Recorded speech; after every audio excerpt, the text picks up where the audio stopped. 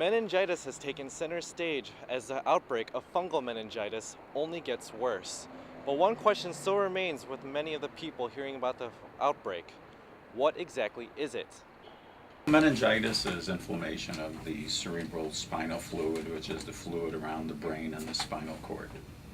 Dr. John Segretti is a professor of medicine at Rush University Medical Center, specializing in infectious diseases. Meningitis doesn't necessarily always mean that the person dies, so it's really a very broad spectrum of severity of disease.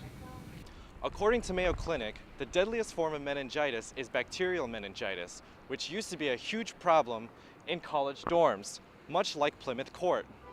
Dr. Segretti says it's because of the constant contact. This is the first time that a bunch of people would get together and be in closer contact, and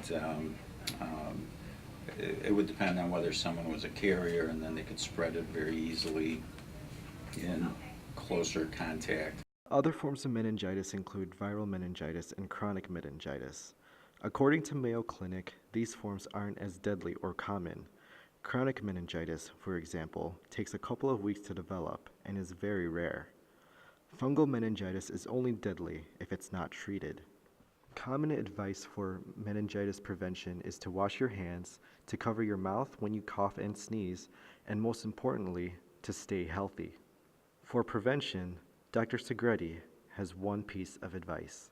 Vaccination is probably the best way to prevent getting meningitis. To find the closest place where you can get vaccinated, go to vaccines.gov. This is Dennis Valera, the Columbia Chronicle.